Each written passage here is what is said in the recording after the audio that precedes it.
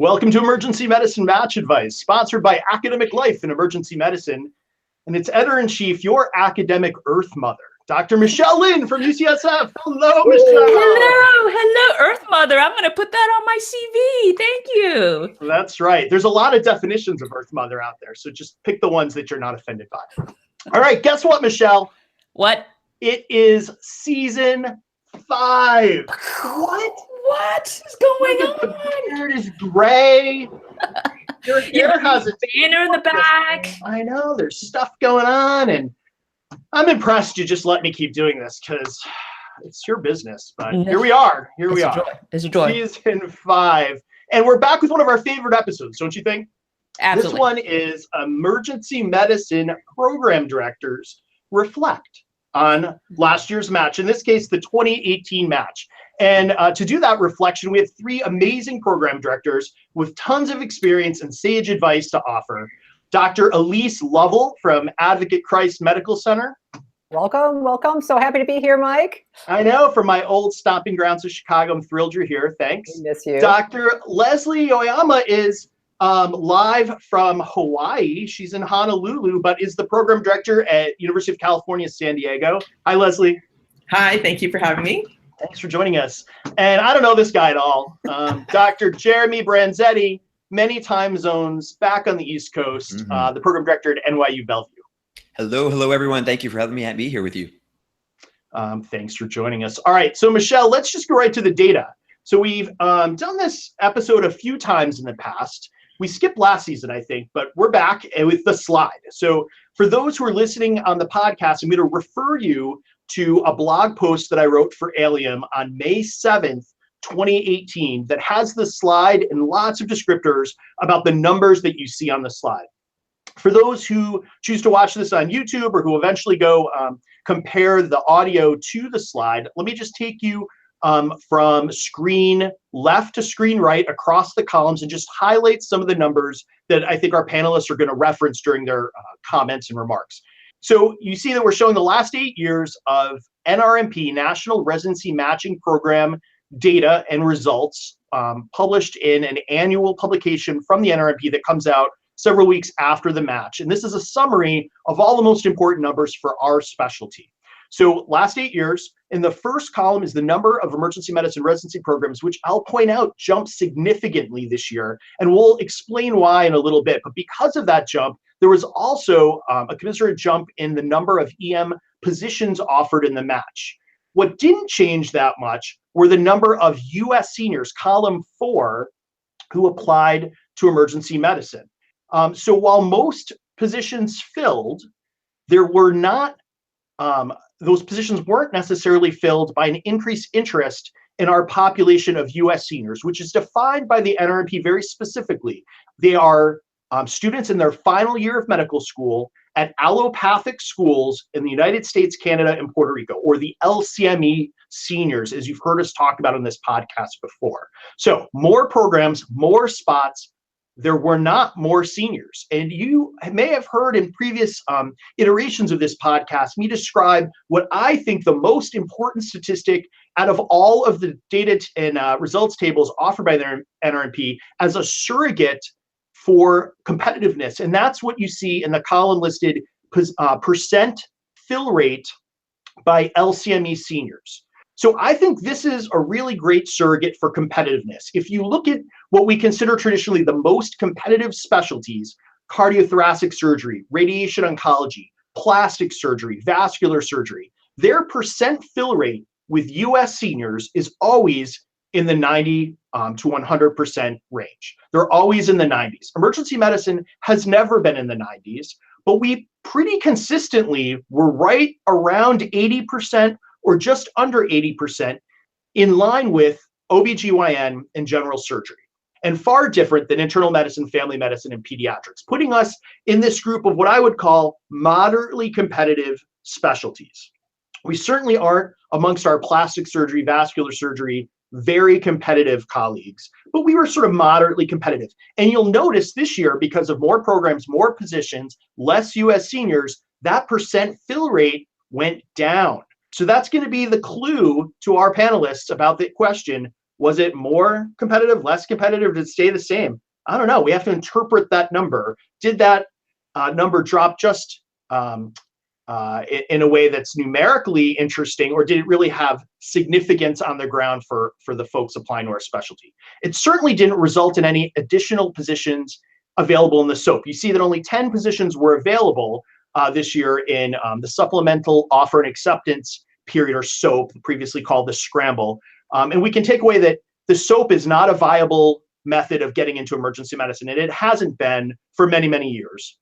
It also really didn't change dramatically the number of unmatched either US seniors or independent applicants, being the osteopathic graduates, folks who had already graduated from a US allopathic school and were coming back either for additional training or didn't match in the past, so they weren't considered a senior, or international medical grads. You see that the number of unmatched students in both of those columns remain pretty similar.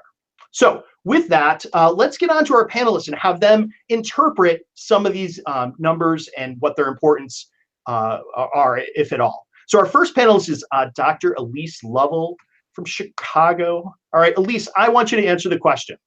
Let's start us out. Was it a more competitive year, a less competitive year, or did it stay the same?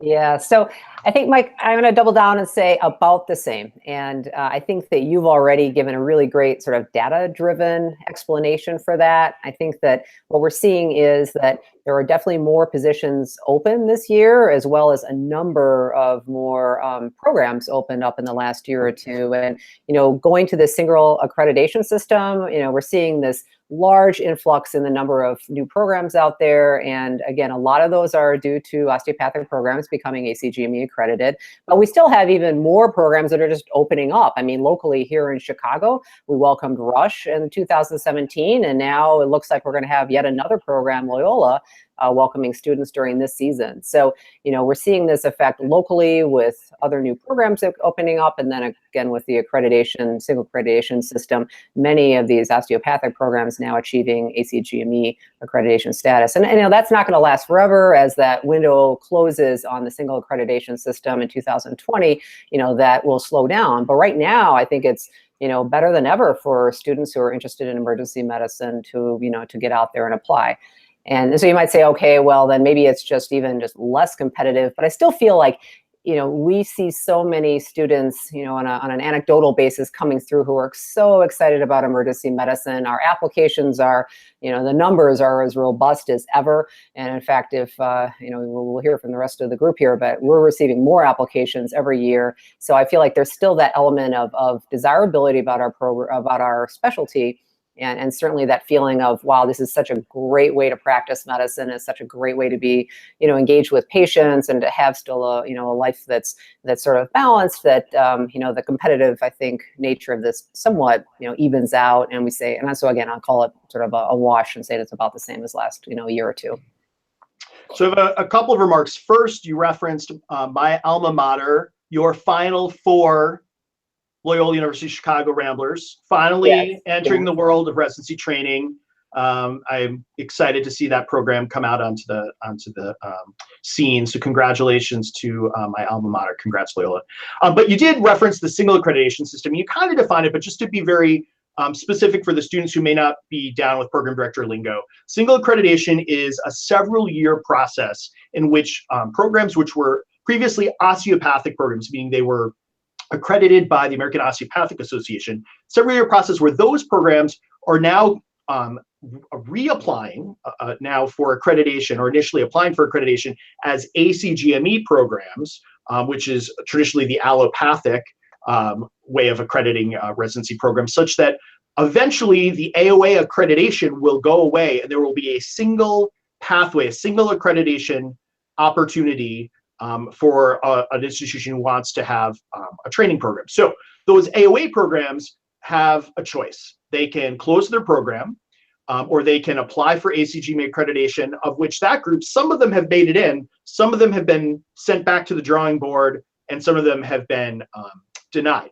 And then those programs will eventually graduate out their classes and close.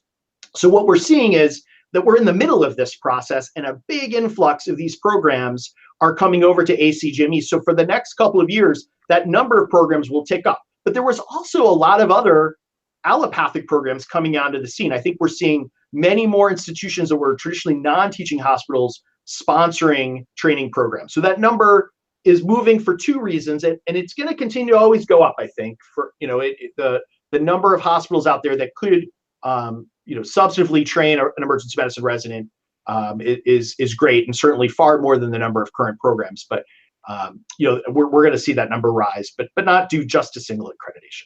So you feel that from your experience this past year that there were just more applications? Yes. But not more seniors.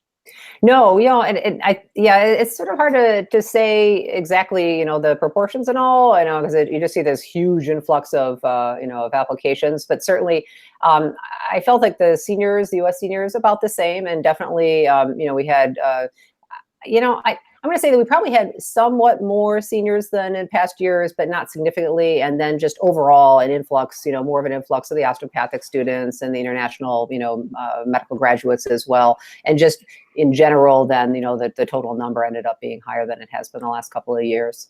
So, hey, Elise, can I break in for a sec? Because I don't know of any person who doesn't want sage advice from Elise. So I just want to ask a practical question of you. Moving forward, you have a ton of advisees, medical students, and now that you're saying the competitiveness is about the same, but there's a lot of literature coming in about burnout and emergency medicine. That's a big factor, factoring, and there's a lot of confounders. So moving forward, what do you advise your students on number of programs to apply to, for instance, given all of these different metrics that are out there?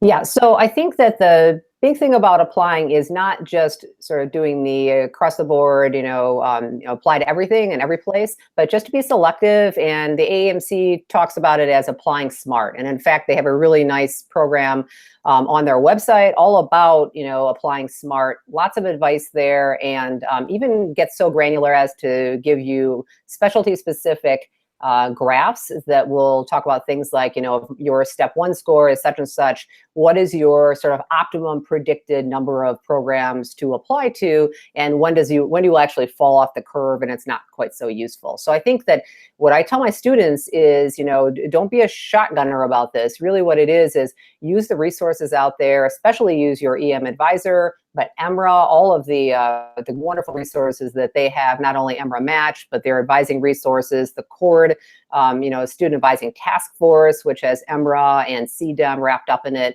They have a ton of resources, and really you can go easily, students can go easily to the EMRA website and find all of these different, resources available to them. And that's what I'm telling my students is, you have to get good advice because everybody is a little bit different, and based on your scores, based on your, your time in medical school, based on what your advisor tells you, that number's gonna be different for everybody. But universally, what we're finding is that if you can get 12 solid interviews, that in general, your chance of matching an emergency medicine, unless there's some weird outlier, sort of factor in your specific application, you get those 12 interviews, you're going to be able to match. And so it's just a matter of making sure you're doing this in a smart way. You can have a couple of reach programs, you can have some really safe programs, but just work to get towards that, that 12 interviews.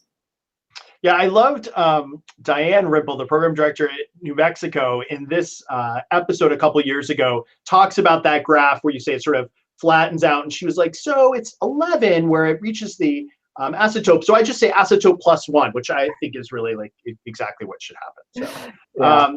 All right, well, thanks. So let's move on to our next panelist. And Dr. Oyama, I'm curious first what you think of Elise's characterization. What do you think? Was it the same as last year? What do you see in the numbers? Well, I do have a disclaimer, and this was my first year as program director, but I have been involved as APD for several years and part of the application process. So I think being at the steering wheel this time, I don't know that I have years and years to reflect upon, but I do think comparatively it is about the same as far as competitiveness. And what isn't the same is the number of applicants that has gone up every single year since I've been doing this for the last 6 years. And the numbers all seem to be going up, and I'm not sure how everybody's getting so darn smart. But numerically, it sure seems like from that objective point of view, grades, board scores, or step scores rather, are certainly on the rise. Other observations, I would say the number of cancellations that occurred for interviews that had been scheduled went down for us this year, which is great because that's always problematic when you have to fill spots at the last minute. But I would definitely agree that her experience is very similar to ours. Yeah, just quick yes, no. Elise, Jeremy, did your cancellation numbers go down as well? They were actually down. We had fewer Yeah. cancellations. Yep. This year for us, I think it was right around the same. Again, similar caveat to what Leslie has, a new program director at my site. So I was digging up some of the old data, and it looks roughly about the same, but it wasn't compared to other institutions where I've been in. It was less overall to those years. Yeah, I think it's interesting, by the way, World. All three of these panelists are very experienced and had been APDs for many, many years. And then they're all fairly new in their program director roles within the last 1 to 2 years. So you're all sort of in that same group. But I think it's still sage wisdom to be offered. So I disagree with you on that, Leslie. So, if we're going to look at these numbers, though, and we're going to try to say that, this is the AAMC saying apply smart. For us, perhaps it's saying apply in an evidence-based manner, right? You're looking at the data tables. What takeaways can we have? I think if the U.S. senior number stayed so remarkably stable, there were a total of 5 additional U.S. seniors across the entire country last year. There's no reason that the application number should be going up, but it continues to go up each year. So maybe the first takeaway is simply just stop over applying. At least ask the folks last year how many they applied to, and don't apply to more. I also think that part of that has to be the advice that they're receiving, because when we talk to students, sometimes, especially during that interview time, and we'll ask around the table, what was your advice as far as how many applications you should put out or how many interviews you should go on? The numbers are extraordinarily high. So Yeah. I think again it comes back to where are you getting your advice from, and is your advisor an emergency medicine person, and are they actually sort of up to speed on some of these recommendations that are out there through organizations like EMRA and CDEM and all of this? Well, right, because you would assume that if you're seeing more applications per program, right, the average applicant therefore is probably putting out more applications than they did a couple of years ago. You'd expect that your cancellation rate would go up, but it's not. In fact, if it stays the same or goes down, that means more students are going on more interviews. Yep. More students are going on more interviews. Maybe not more students are going on more interviews, just the students are going on more interviews. So it speaks to both of these issues, right? They're over applying and over interviewing. And there's got to be a point at which we just say stop. Yeah. All right, Leslie, so we've talked enough about 2018. Let's turn our attention to 2019. What, if anything, will be new in the 2019 match? Well, what will be continuing are these standard videos that I'm sure the students are aware of. And having spoken to many students about this and interviewees about it, I'm not sure what they understand or think is the value in it, and might be kind of a pain to do. And from my point of view, is very, very interesting, because what I would do is I would actually listen to their videos as I read their applications. So it's kind of like my own little podcast on them. And then there are other little nuances too of how they presented themselves and their professionalism and things that are harder to get out of an application. So that was useful to me as far as what was new last year, and that will continue this year as well. I don't know what everybody else's experience was or how they utilizes the videos. I think that's a brilliant idea. I really like that idea of the sort of the multi-source input of you're reading their application and you get a little bit of their feel for who they are through the SVI. Dual processing, yeah. That was useful to me. Yeah, go ahead. How did you use it though, Jeremy? To be perfectly honest, I didn't use it too much this year.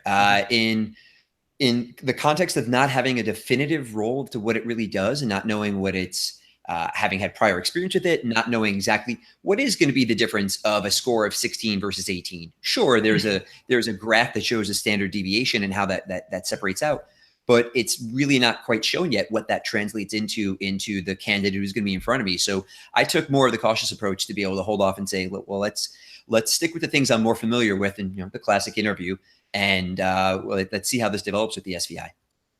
So just to be clear, there's the videos and there's people that rated the videos too, which offered a numeric score. I'm not sure if the applicants understood that.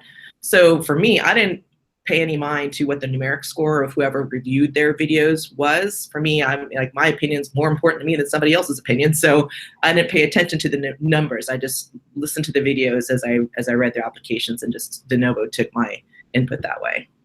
Yeah, that's an interesting caveat. That's important. Elise, how did you use the SVI? Yes, we took a look at all of our students who had rotated with us and did that comparison of what do we think the scores would be versus how do the raters, view the students. And certainly our concern was there was a fair amount of disconnect, and we would trust what we thought as far as the students who rotated with us for a month and how they did. We'd of course trust that over the standard rater score. So we had already set up some concern about validity internally for us. And so what we ended up doing in general was, if the scores were sort of in that middle range, and you sort of refer to that, I don't know what the difference was between a 16 or 18 either. So we just that didn't really matter to us. When there was a big discordant between, for example, a paperwork score of the application and what we were thinking the applicant sort of merited as far as bringing them in for an interview or not, if that was really far off from what the SVI score was, we listened to the actual, the podcast, and we'd make our own decision and see if we could sort of match that up. But it was really only in these outlier situations where we took a second look or listened to the actual recording and looked at the actual, tape ourselves. So yeah, our overall use of it was very limited, and it was mostly because of this disconnect between what we found between our rotators who came through and actually did a month with us, and where we really trusted what we thought of that experience, and and some of the scores that just didn't seem to match up for those students. Well, I'm curious, actually, for the panelists. I mean, just going from like Elise, Jeremy to Leslie, knowing what you know now and how you individually applied it to your program, and then knowing who you matched and how much time you invested in scoring things and listen to it in the background, would you do anything differently for next year? Because I can imagine it takes some time to listen to all these things, I imagine. Would you change anything? Or are you going to keep the same process? I'll say for me going into it, I don't currently plan to change that process. As you said, Michelle, it's a lot of time and effort to go through that. Not that the effort isn't worth it, but you have so many other data points to do. And frankly, let's call it out. Interviewing and recruitment is an imperfect process. Each data point is imperfect in how you interpret it. And I think what maybe one of the key points from a program director side is, you develop the areas with which you feel most familiar and feel the most comfortable with interpreting. And right now, I don't have that sense of development for the SVI. I've heard some great ideas. I think Leslie's point of what she had mentioned was a wonderful way to use that. And other folks have used it maybe from the PD side when you're constructing a rank list. It's, well, maybe this is how I figure out the people who are in this sort of, if all things being equal, ... position. So I think there are wonderful possible options for that. And I certainly would consider them as I hear them, but I'm not quite sure how to definitively incorporate into my process this year. For me, I'm sorry. So for me, so every applicant gets asked different questions. They don't all get asked the same question. So from one applicant to the next, they may not have, I chose essentially 3 questions that I really enjoyed hearing their answers on. So depending upon what answers they were asked, I'm like, oh, there's my question. So I consistently looked at for the same question amongst all the applicants. And so I didn't listen to every single, that would have taken a long time. But that was my soundtrack. And I do intend to use that again this year because it was useful and somewhat entertaining. So that's how I'm planning to go with it. Yeah, and I think we'll probably do the same as we did last year as well. We'll put more weight into actually, candidates that we know. But if there are candidates that we don't know who haven't rotated with us, and especially if we're on the fence about whether or not to bring them in for an interview, and their SVI score is again outlying in either direction, we'll take the extra time to look at their SVI video, to listen to them actually speak, to actually give them that few minutes. And then maybe that will help weigh in on whether or not we invite them in for an interview. And mostly, quite honestly, I want to use it as a way to bring in people who I might otherwise have let go and not, brought in. And so if I can look at their SVI and I'm like, wow, that was a really wonderful moment of professionalism or communication skills, I want to try to use that to help maybe bring those few people in and give them a chance in person. Yeah, I don't want to be off too far on a tangent for the SVI, though. It seems like every time the SVI comes up, we all go off on a tangent. Just for the students, I'd refer you back to our 2017 episode about the SVI in terms of where we are in the timeline. I think you're hearing I didn't use it all that much, and I'm not really going to change my process because we're in a multi-year pilot where there's first evidence of bias or no bias. Really wasn't that biased, if at all, in terms of the raters. And now we're in an area where we're trying to find correlation with other parts of the application or some other confirmation of validity. And until that happens, we probably won't see the program directors changing their normal process and routines all that much until that evidence is available, at least another year away, maybe two. So I think the jury's still out. If you're going to do anything differently based on this conversation, say shout out to Dr. Yama at the beginning of every set of answers, and she'll be like, yes, as she's typing away on her computer. Leslie, anything else new coming up next year? I know we kind of got off on a tangent. New, not on the top of my mind, no. All right, awesome. So maybe we'll hear from Jeremy. So Dr. Branzetti, listening to those first two portions of our discussion, what if any messages really are the most important to walk away with? Well, it's a fantastic role to be able to be the third one to go, because I can reinforce and seem like the smart person, the armchair quarterback. But a couple of points really stood out to me. I think while there may be debate in how you interpret what your blog post article about the application data in emergency medicine is, important points include not only are there more programs, not only the data point of seniors is possibly going to have to be rethought now, because why would you select one group, the allopathic versus osteopathic, when you're going to have a consistent application system? And the point being, you're going to have more programs that were formerly osteopathic now are in the single accreditation, but you're also going to have more applicants that will come into that from the osteopathic side, and they're going to be much like the allopathic applicants, great applicants, middle of the pack applicants, and lower applicants, and that's going to impact how this gets looked at. So I think the takeaway is it's pretty hard to have a definitive conclusion, but my gut feel is it was about as competitive in the last year.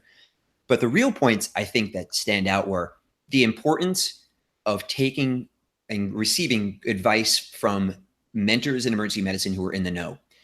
I think the broad swing of applications that we see many students taking comes from well-intending medical schools and well-intending medical school staff who are not necessarily in emergency medicine and will give an advice that's on the more cautious side, because frankly, they're not the ones paying for the $30 per application or whatever the fee is now.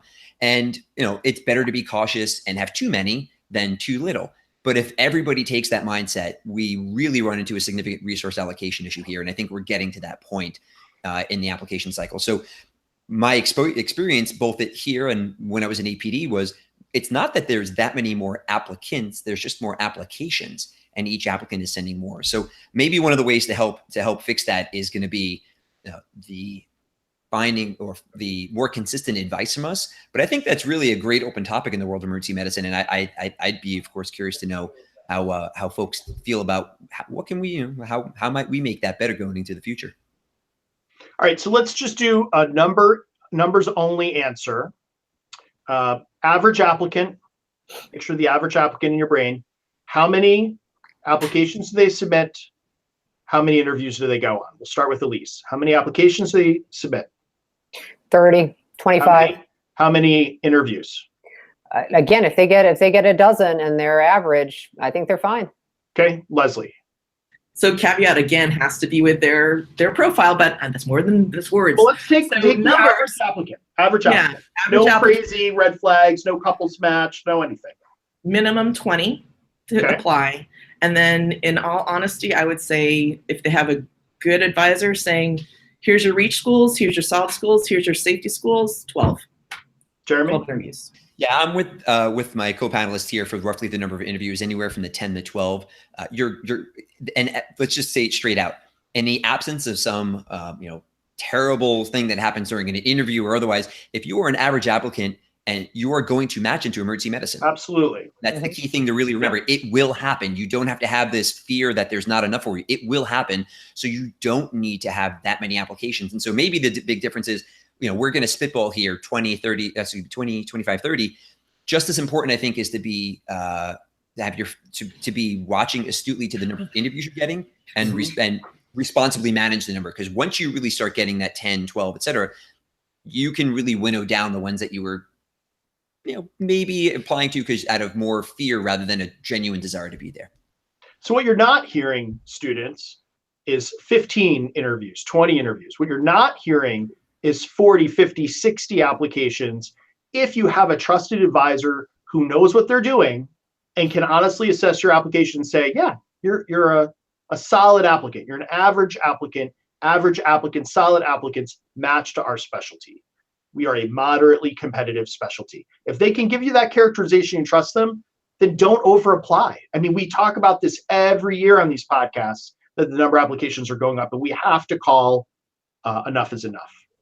Hey, Mike, what do you think about this? Like, I love numbers, like you just said. And why don't we just create, I feel like we need like an EM match formula, which is, let's say you are not an emergency medicine faculty, -10 on number of programs, whatever they said, -10.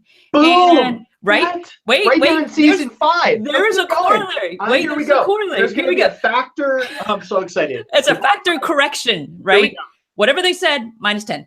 And then if they're in emergency medicine, for every degree of seniority they have outside of the clinician director, APD, PD bubble, -5, right? So you have like chair, dean, that dean gets -10, right? Because they're like outside, up, they're way up there. Yeah. So, they're out of the loop.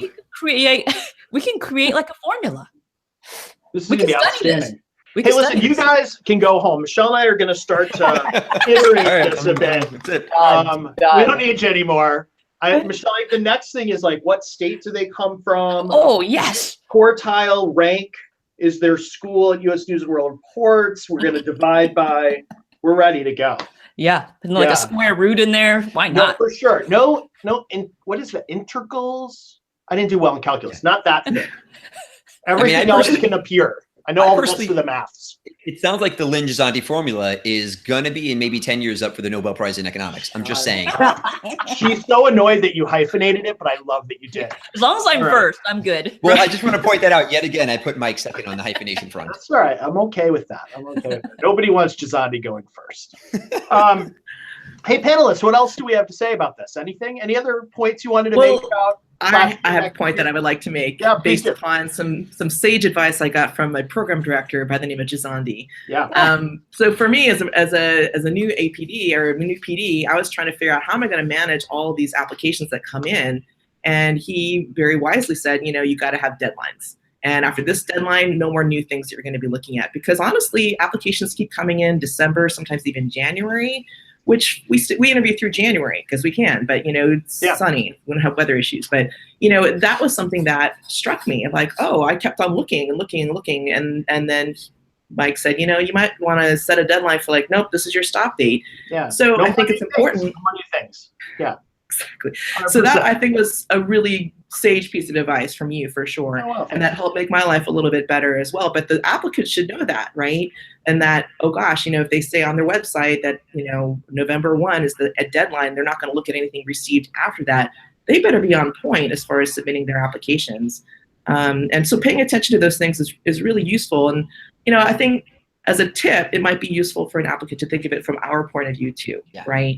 So consider your reader maybe in that, if there's an update to your application, do you need to send an email every time to me or my program coordinator? Because we actually get notifications and ARIS about things like that. I received over 300 emails of that nature of just want to let you know I've got an update, which to me seemed like double work because I get notified anyway. And that was filling up my email box and filling up my voicemail box, and who needs more of that? So I appreciate, the interest and the desire to be like, hey, I just want to make sure you're up to date, which I appreciate and would appreciate as a boss. But when you're dealing with so many applications, you kind of got to think of the reader or the person on the other side of going through all these things. So that would be a piece of advice, perhaps, in trying to deal with all this. and going forward. Yeah, Well, I and love that- that you unpack to the behind the scene mechanics of what it means to get those emails. And I get it. I mean, the students are trying to do their best. They're putting their best foot forward. They are super excited about their 250 something board score, and they want to share that wonderful news with you. I get that. But it does in total really result in a lot of work. And the deadline thing, I think also, if you look at it from our perspective, they're going to have deadlines in residency. And if they can't meet the deadline during application season, are they ever going to meet your deadlines for paperwork and other just normal tasks of being a professional that you're going to have to deal with for 4 years? And that's a bad sign. So they have to have a really good reason, a late switch or something, to be calling you up after a deadline. I think that's important. What other tips and tricks? This is good. We're gonna close on this sort of topic, perhaps. So, I mean, not to grouse, but another piece of maybe sage advice for the students is if you're going to do any sort of like contacting a program directors, I definitely advise that, it be something that's specific and special, and not just that, general, hey, I got more information for you. But the piece of advice that I do, or the piece of information I like receiving, is the information that really sets them apart as having specific interest in my program. And so this is really important as we're being deluged with 1,000+ applications every year. If you want to come to Chicago, if you want to check out this specific program in a specific geographic area, let the program director know why that is. So not these generic, I have more information for you, or I'm just I'm just interested in general, but be specific about what it is that you actually are excited about for that program. I think that resonates and helps me winnow out some of these applications. Yeah, I completely agree with my sagacious colleagues here in that you can read it. It's almost like the Turing test. You can tell an email that is basically copy paste that you've been sending to every program director. And I realize that, and it's, you get that sense of like, well, that clearly didn't mean anything for me. And we're all humans, right? The appeal to something about me and my program matters. It will strike a chord beyond just in the emotional sense. And as Elise noted, being able to note something about the program that shows that it matters to you, because back to what we spoke about before, when you have a certain number of programs you're applying to, and there's enough applications and the number you have to go through, ultimately, you really want to be focusing on the ones that you're really motivated about and not the ones that you're casually applying to. And being able to write an email in a way that describes that you understand the program and say something that really appeals to you. And also, I'll add on, in a professional way, matters and will help. It may not fix everything. It may not be something that's an opening to every door, but it can definitely help out. Michelle, take us home. This is the season premiere of season 5. What do you want to say in sort of summary of what you've heard today? Yeah, no, thanks. I'm still processing all of this, which it sounds like it's a similar competitive year, despite the numbers fluxing, and it's hard to figure out how they all come together. But I am intrigued by the idea of, are we becoming less competitive potentially? Right. Yes. I mean, is no one else kind of bothered by the fact that we went from 80% to 70%, a huge drop in just this 1 year of, what was it, percent of EM positions filled by LCME US seniors. And every other year, it's like 79, 80, 81, 78, boom, 70. What is going on? And so I'm intrigued to see if maybe sometime down the road, maybe in the near future, do we advise people to apply to only 15 programs? That would be an interesting thought. Anyway, I look forward to hearing these trends. I love hearing the insights from everybody on the panel. I'm going to work out this correction factor formula a little more, and I'll get back to you guys on that. Oh my God, I love the level of nerd that we are. It's off the charts, off the charts. All right, so panelists, hey, thanks for such awesome sage wisdom. And as a thank you, I want to give you the opportunity to pitch your program to the world. But you have to do it in a very specific manner. And our longtime listeners know exactly what that is. It's tell me something I don't know about your residency program. And I kind of know a lot about all 3 of them. And so this is my favorite part. I know. Yay! Yeah, we got a little look to ourselves. Yes. So if you didn't know that. So yeah, you gotta knock my socks off here with some insider information. And I'll take dirt and rumors and gossip too. I'm all for that. So let's start with our friends from Oak Lawn, Illinois. They were just to the south of me. for 14 years, and I've always thought so highly of Elise and her team. So tell me something I don't know about Advocate Christ Medical Center. Yeah. All right. So I guess 30 seconds or less. I would go with, first of all, Oak Lawn is still Chicago, everyone. So you Yes, can it live downtown and you can be at our program. And I live downtown and I still have a really, actually not too bad commute out to Oak Lawn. So that would be number one of three. Number two would be that we are a one-stop shop, so we don't send our residents out to multiple places. And I think people have, pros and cons ideas about that, but we like it because we feel that it breeds a real culture of support and trust, and we're all in this together, we're all under the same roof.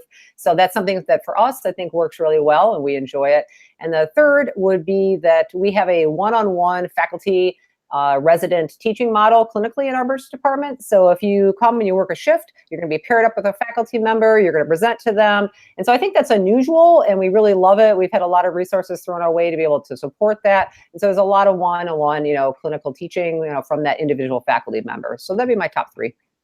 All right, that's awesome. Students, I've always enjoyed the emergency medicine community of Chicago. There's now 7 soon to be 8 programs, but they're all so different. And for a city of that size, with such awesome sports teams and reasons to live there, there's not too many programs, right? So there's something for everybody.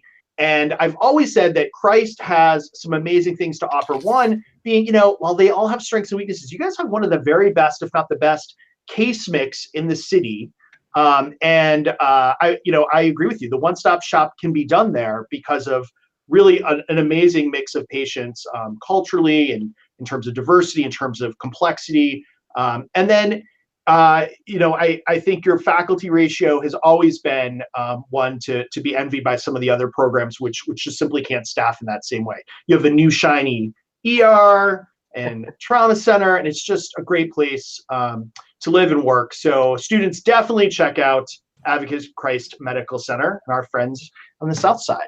All right, well, let's turn our attention west to sunny San Diego, where we had an underground pipeline that was dug out where the students from Northwestern could just go. It was never bi-directional, people. It was a rare thing for the San Diego students to come to snowy Chicago. But we loved sending our students to the folks at San Diego and thought very highly of your program. So tell me something I don't know then about UC San Diego. Well, that's a tall order, but just from the bottom up, we're a 1 through 4 program in California, southern San Diego. And with that, we have probably, I would say, smorgasbord. Maybe that's a good point. So we have over 9 fellowships that are offered. Well, what do I care about fellowships? I'm going for residency. Well, the point is that while you're in residency, you can explore fellowships and understand what all these different specialties mean. Or if you even want to spend the extra time, you may be able to achieve that in your 4 years of residency. So there's a lot of expertise around, which creates for a really rich academic environment and a lot of hybridization of cool research too. But beyond that, there's also on this smorgasbord buffet table, we go from rural medicine all the way to academia medicine and a flight program, a helicopter mercy air program as well. So you're really going to have a lot of opportunities to explore just about anything you want in San Diego and the time in a 4-year program to do so in an adequate way. And I think the third point would probably be you're more than a number to us. So I know there's going to be the Lynn Gisani formula, but we do definitely take into account the whole person here and making sure that we're looking at all the different points of your application and all the different points of who you are when you're with us and fostering that resilience. We have a family model here. So you'll definitely have it, just add water or seawater, instant family. Well, I really give you guys so much credit. I thought my old job, I got to interact with the students from Feinberg quite closely and was really happy to see as many of them match over the years. And they were some of my very favorite students to work with as well. So say hello to all of them for me. They all seem so happy and they're thriving there. And that can only be because of all the great things that you guys are doing. And I think students, if you're paying attention, ASAP is in San Diego in October. That's correct, yes. So you should all apply to San Diego. Watch your application numbers go through the roof. You should all apply there because you go to ASAP, you can check out San Diego if you've never been there before and decide, is this the right place for you? You have a couple trips. Absolutely.